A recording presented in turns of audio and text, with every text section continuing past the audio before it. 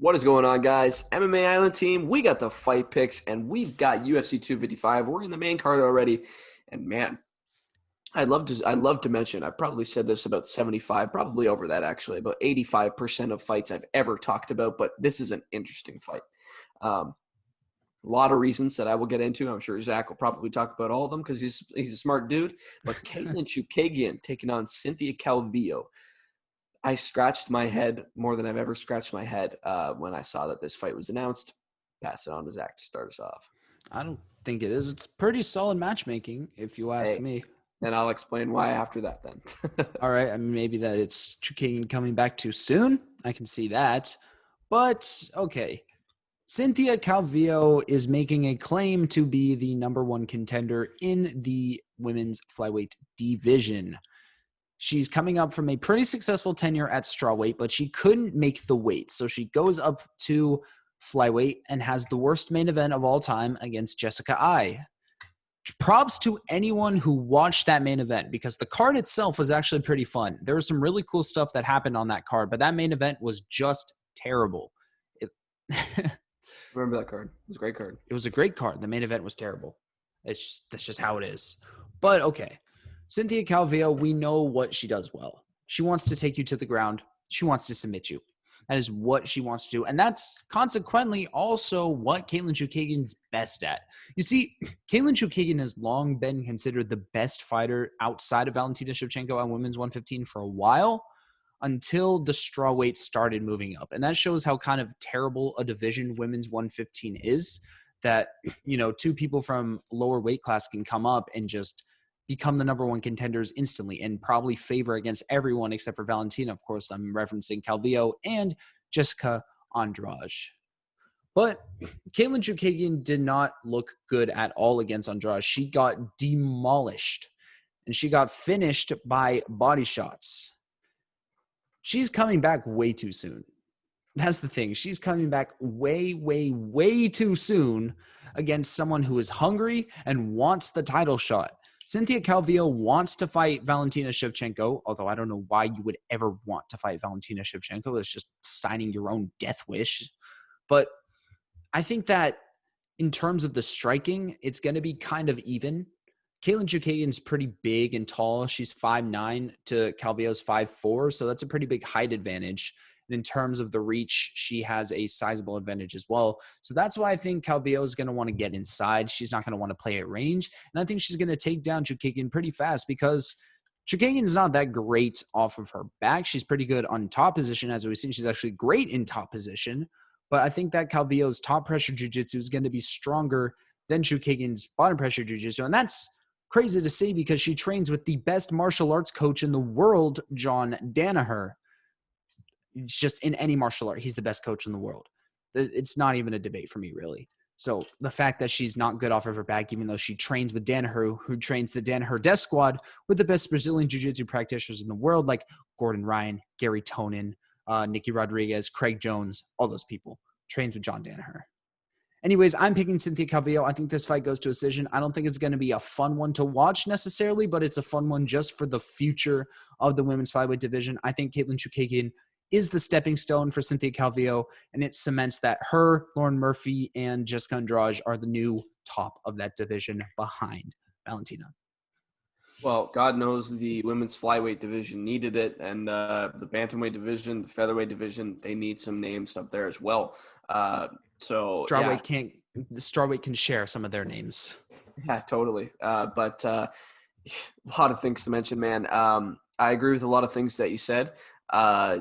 First thing that I need to double down on that I mentioned that I don't like the matchmaking is that Katlyn Chookagian is coming up way too soon. You know, this and tell me, do you agree with this? Is that Jessica Andrade, Cynthia Calvillo, is that not a banger? I think after this fight, assuming Calvillo wins, you give Lauren Murphy the title shot and you have Calvillo and Andrade fight for the next one. I think maybe you go Calvillo Murphy just because like they were matched up, and then if Calvillo wins against Chookagian, then she has the same win as Andrade plus one more in Jessica Ai. So Andrade does not have a better claim to a shot than Calvillo does. Fair enough. So yeah, to talk about this fight, man, that's the thing. That's the main thing for me. The main reason why I was like, what? Just because I do not hold Lauren Murphy in the same regard as Katlyn Chookagian at the moment, at least, because you're looking at Murphy's Katlyn better right now. Yeah, definitely. Right now, definitely. And that's kind of just taking in the past few fights. I think when you talk about skill-wise, if you were to match up Katlyn Chookagian versus Lauren Murphy, it's a totally different story. They both have their chances. But, man, just looking at Katlyn Chookagian, 3-3 in her last 6. Jessica Ai, split decision loss. You get unanimous decision win over Joanne Calderwood, Jennifer Maia, Antonia Shevchenko. All 3 of those fights kind of in boring fashion. Then she gets knocked out via ground and pound, Valentina Shevchenko, and then gets up. One of my favorite women finishes in recent history, Jessica Andrade, punches to the body. I don't think I've ever really, I can't think of a time in recent history where a person takes a body shot and turns around and like Runs. body. And yeah, it was weird. It was a very, very weird situation. I can't think of a time where I've seen that really. I think the only time where we've seen someone react to a body shot in a terrible way is probably Brock Lesnar, Alistair Overeem, maybe. And that's digging pretty deep because I can't think of times. Like, obviously body shots hurt. If you don't think body shots hurt, you don't know much about MMA. They hurt, but the worst. It's so I couldn't believe it. Like I reacted right away. I was like, what is she doing? Like I was like, why did she turn around? And it was just a really, really weird reaction. And hey, maybe I'm being a little bit too harsh. Maybe she just got punched to the body and it took the wind out of her and she was like, oh geez, turn around, and she got knocked out, and it was a TKO. It wasn't a knockout. So maybe it was just like she got the wind taken out of her, got caught with a couple punches unanswered, and it was like, all right, fight's over. So maybe she's fine. Maybe she's like, you know what, I don't have any injuries. Like, let's go and do this. I haven't watched any interviews. I've actually been meaning to, because I'm interested to see why she's even coming back this soon. So yeah, that's my main problem with it. And another thing is that Cynthia Calvillo, Lauren Murphy, which was supposed to happen until Calvillo caught COVID, that was a number 1 contender bout, in my opinion, until obviously, as we know, Calvillo tests positive for COVID, and then Lauren Murphy gets not Verna Generova. Who was it? What's her name? Lilia Shakarova. Yes.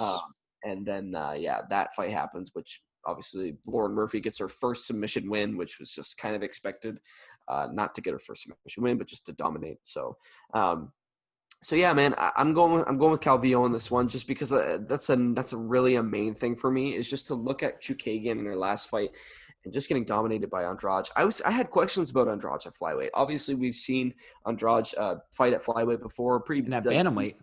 Yeah, even at bantamweight, yeah, as you mentioned, and then at strawweight, she's been good in all 3 of those divisions. But it's just like, I had questions about it, especially the height difference. It's a huge one. Typically, I don't care too much about height difference, but it's just like when you're fighting someone that much taller who's proven in the division, it's a tough ask, in my opinion. So that's what I thought at the time, and I did have pretty high confidence in Jessica Andrade, but I didn't think it would end like that, and it ended like that. So I think Calvillo, I think I agree with you when you say that this fight's probably going to go the distance. I think that's a pretty good assessment of that one, just because Andrade is the type to take off your head, and Cynthia Calvillo is the type to just pick you apart, and she's totally cool with doing that, and all the power to her. She did the same with Jessica Ai, and I probably fell asleep 3 times during that fight, and it wasn't during the round breaks, but yeah, man.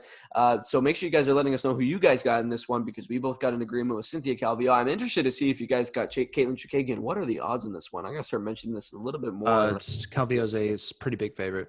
Yeah, so 3.1 multiplier for Chookagian, 1.36 for Calvillo. I'm Canadian. I like the multipliers rather than the plus whatever. I don't even know how that works. So 3.1 for Katlyn Chookagian, 1.36 for Calvillo. So I look at it from a money standpoint. That's why, another thing. So again, man, make sure you guys are letting us know who you guys got. Really interesting fight. I want to know your guys' opinion. Make sure you guys are also liking the video, subscribing to the channel, and make sure you guys check out the other Fight Pick videos.